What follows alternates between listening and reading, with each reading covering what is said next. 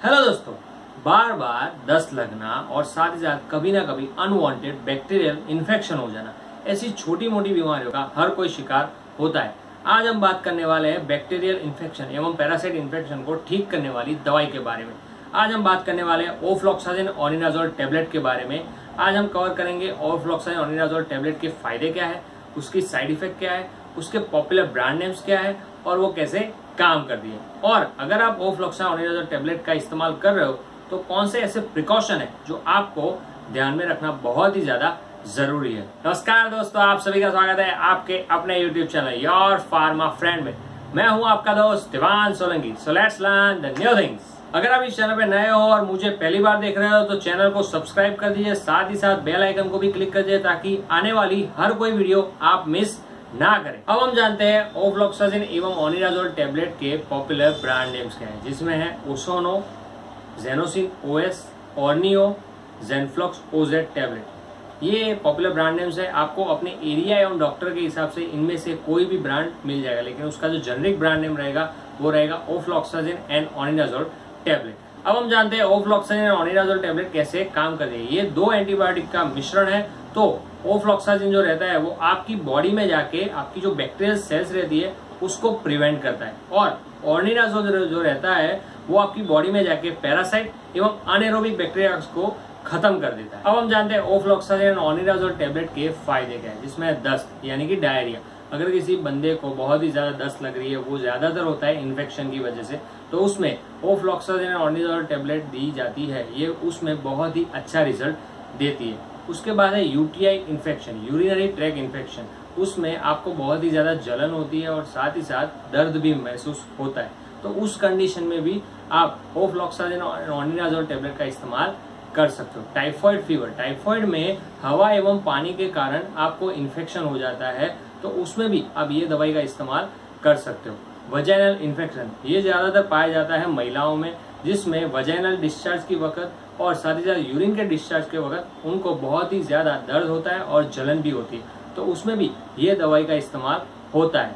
STD यानी कि sexual transmitted disease, इस कंडीशन में आपके गुप्तांगों में छोटी छोटी फुंसियां हो जाती है और इस कंडीशन में कोई भी दवाई काम नहीं आती। इसमें आप एंटीबायोटिक का जो कॉम्बिनेशन है ओफ्लॉक्सासिन एंड ऑनिडाज़ोल टेबलेट का इस्तेमाल कर सकते हो। पाइल्स, ये आपको पता ही है, इसको मसा कहते हैं। इसमें कंडीशन में एनस में बहुत ही ज्यादा दर्द होता है और आपका जो मसा है अगर सूख भी गया होता है तो भी आप ये दवाई का इस्तेमाल कर सकते हो। ईयर इन्फेक्शन, आपके कान में पानी जैसा तरल प्रवाही निकलता है और आपको बहुत ही ज्यादा दर्द होता है, तो इस कंडीशन में भी आप ये दवाई का इस्तेमाल कर सकते हो। इन्फेक्शन ड्यूरिंग द सर्जरी, यानी कि कोई सर्जरी चल रही है उस टाइम के दौरान कोई छोटा सा इन्फेक्शन हो गया हो तो भी आप ये दवाई का इस्तेमाल कर सकते हो। और कभी कभी ऑपरेशन खत्म होने के बाद भी डॉक्टर को अगर लगता है कि इन्फेक्शन होने के चांसेस है तो भी वो ये दवाई का इस्तेमाल कर सकते हैं। दांत में इन्फेक्शन, दांतों में भी अगर कोई बैक्टीरियल इन्फेक्शन हो गया हो तो भी ये दवाई का इस्तेमाल हो सकता है। और साथ ही साथ दांत निकलवाना हो तो भी ओफ्लॉक्सासिन और ऑनिडाज़ोल टेबलेट का अगर आप इस्तेमाल करते हो तो 4 से 5 दिन में आपका जो इन्फेक्शन है वो टोटली क्लियर हो जाता है। स्किन इन्फेक्शन, स्किन पे आपको सेलुलाइटिस की बीमारी हो जाती है, जिसकी वजह से आपके स्किन पे रैशेज हो जाते हैं, रेडनेस हो जाती है, तो इस कंडीशन में भी आप ये दवाई का इस्तेमाल कर सकते हो। अब हम जानते हैं ओफ्लॉक्सासिन एंड ऑनिडाज़ोल टेबलेट के साइड इफेक्ट है। स्किन पे आपको बहुत ज्यादा रैशेज हो जाते हैं, वॉमिटिंग जैसा रहता है, आपका जो स्टूल है वो ब्लैक हो जाता है, आपको फीवर जैसा हो जाता है, डिजीनेस यानी कि आपको बहुत ही ज्यादा चक्कर आते हैं, आपके एब्डोमिनल में पेन रहता है।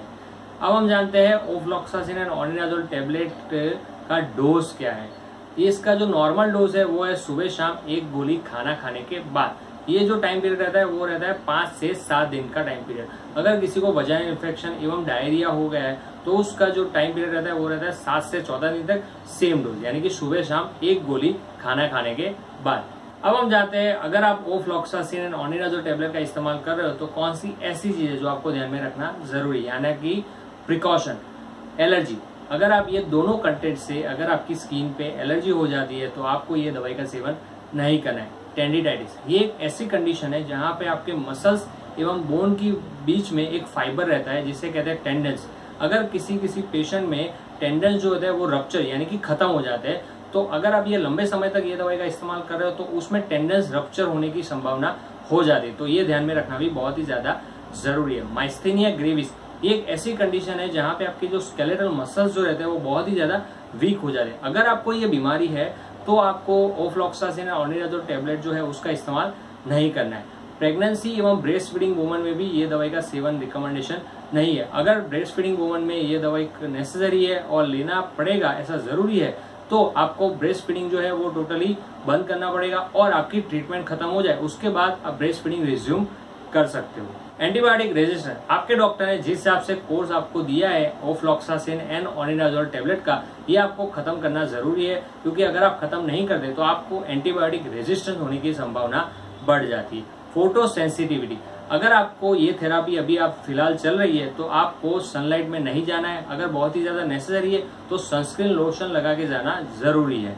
डिजीनेस, अगर आप ये दवाई का सेवन कर रहे हो तो आपको बहुत ही ज्यादा चक्कर जैसा महसूस होगा और आपको नींद भी आएगी, तो आपको इस टाइम के दौरान व्हीकल नहीं ड्राइव करना है और साथ ही साथ कोई भी बड़ी मशीनरी आपको ऑपरेट नहीं करनी है। अब हम जानते हैं अगर आप ओफ्लॉक्सासिन ऑनिडाजोल टेबलेट का इस्तेमाल कर रहे हो तो कौन से ऐसे ड्रग्स है जो उसके साथ रिएक्ट होते हैं, जिसमें escitalopram, aspirin, corticosteroid, anti diabetic drugs and ethinyl एस्ट्राडायल।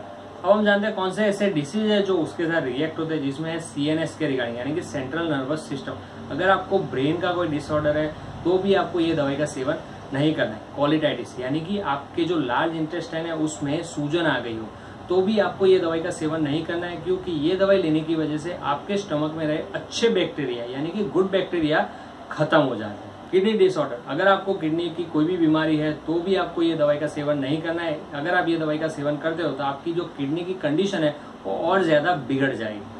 ये थी ओफ्लॉक्सासिन एंड ऑनिडाजोल टेबलेट की संपूर्ण जानकारी। अगर आपको ये वीडियो पसंद आया तो वीडियो को लाइक कीजिए, वीडियो को शेयर कीजिए, ताकि और भी लोग ये दवाई की इन्फॉर्मेशन ले सके, और कमेंट करके हमें बताएं कि आप कौन सी प्रोडक्ट एवं डिसीज के बारे में जानना चाहते हो, और चैनल को सब्सक्राइब करना ना भूलें, और दवाइयों का सेवन करने से पहले उसका सही डोज जान लें। धन्यवाद।